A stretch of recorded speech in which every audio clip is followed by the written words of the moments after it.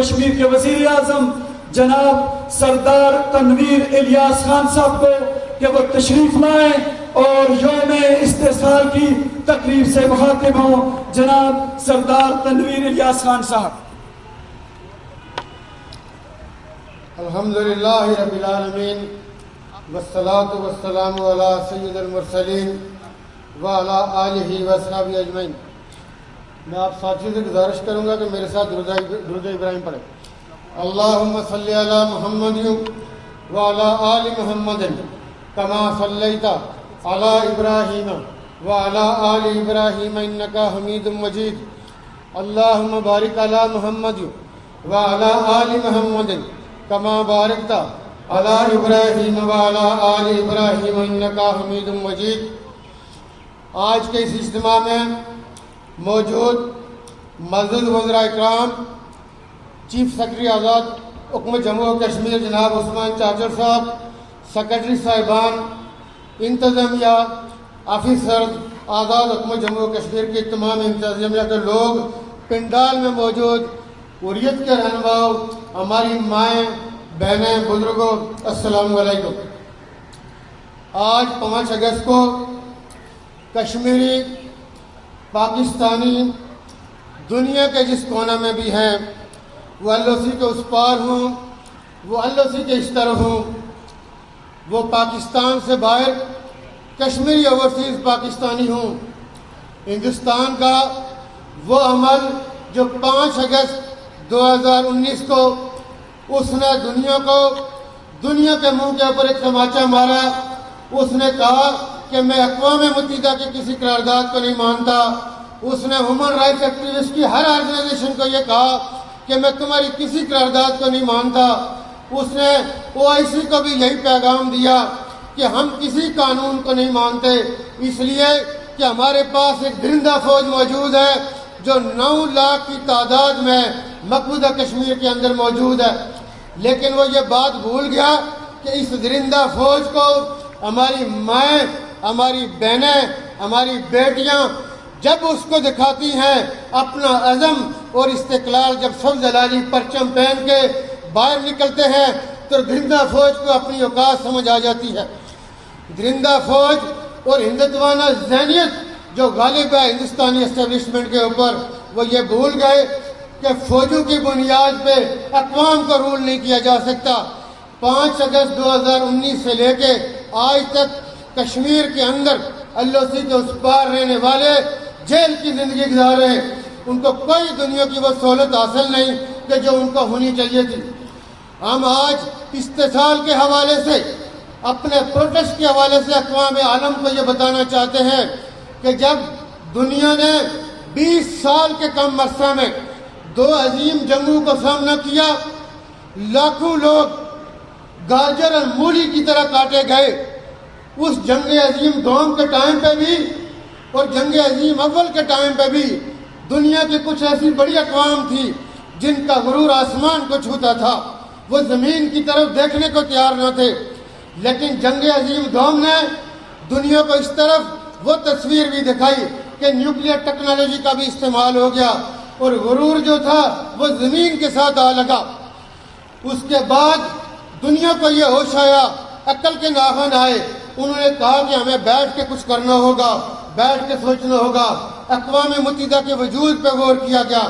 1949 میں جب اقوام متحدہ کا وجود آیا، پاکستان اپنے مروز وجود میں آنے کے بعد اقوام متحدہ کی تمام قراردادوں کی آج تک پابندی کر رہا ہے.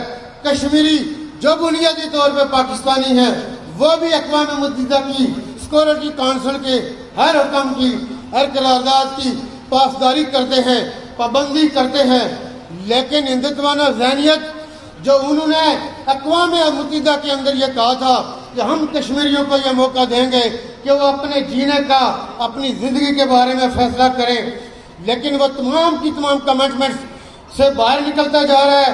اور ایک ایسا ایگریشن کہ اب کشمیر کے اندر کبھی وہ یہ 5 اگست والا اقدام اٹھا کے کشمیر کو تقسیم کرنا چاہتا ہے، کشمیر کا پرنسلی سٹیٹس ختم کرنا چاہتا ہے.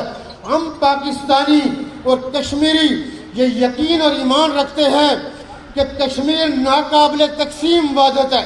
کشمیر بنیادی طور پہ ہندوستان کی تقسیم کا ناقابل عمل اس وقت تھا، یہ آج بھی تم نے رکھا ہوا ہے. یہ ایجنڈا اس وقت تک ہندوستان کی تقسیم کا تم نے لارڈ ماؤنٹ بٹن کے ذریعے کیا کیا، دوسرے اپنے ان انگریزوں کو کیا کہ رشوت دی گئی، گورداسپور کو اس کے حوالے کیا گیا.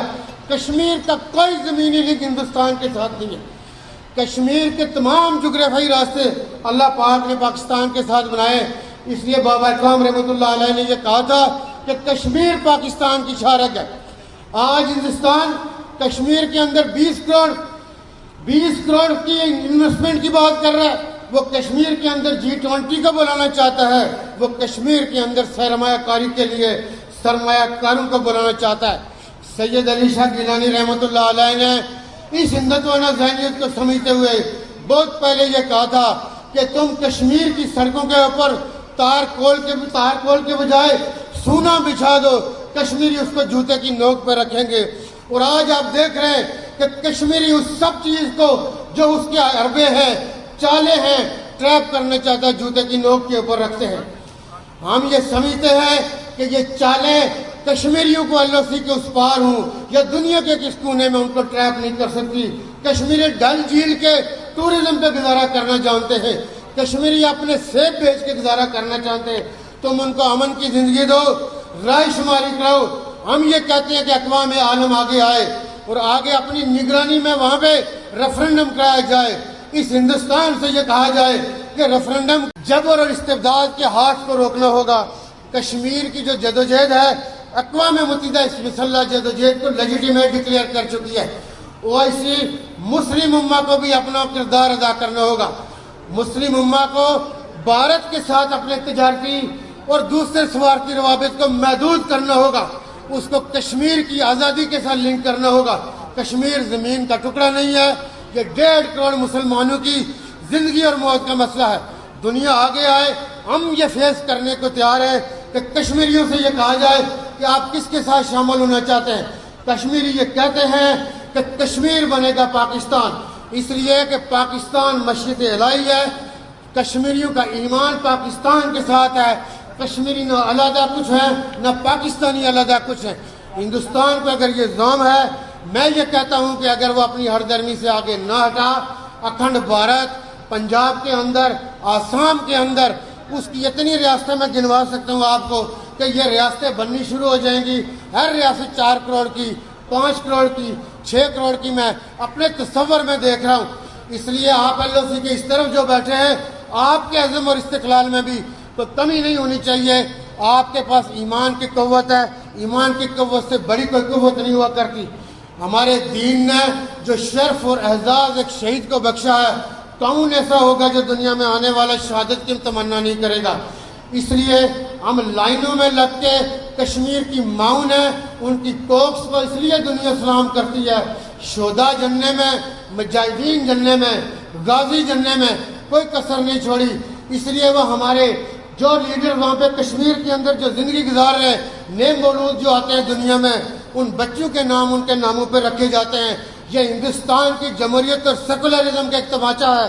اس کو یہ کہا جاتا ہے کہ تو نے جو شہید کیا تھا، کشمیر کی مائیں اس کے بارے میں کیا تصور رکھتی ہیں. تو اگر اتنا ہی بڑا سیکولر ہے، تو اتنا ہی بڑا ڈیموکریٹ ہے، تو پھر آپ کشمیری ماؤں کی آنکھوں میں آنکھیں ڈال کے بتا کیا تو واقعی ڈیموکریٹ ہے، کیا واقعی تو سیکولرزم کے اوپر یقین رکھتا ہے. تو درندہ فوجیں کسی کام کو نہیں دبا سکتی، تو مسلمانوں کو کیا دبائیں گی. آخر میں میرے ساتھی جو مجاہدین اپنا مہاجرین کے حوالے سے بات کر رہے تھے، اس کے لیے یہ فورم نہیں آپ کے ساتھ، چونکہ میری دل لگی اور باقی باتیں ہم کرتے رہتے ہیں، وہ انشاءاللہ آپ نے جو نہیں بھی کہا تھا، میں نے کمپین میں شروع کیا تھا، وہ ہم کرتے رہتے ہیں. اسی میں آپ لوگوں سے میں اجازت لیتا ہوں. وعلیکم السلام.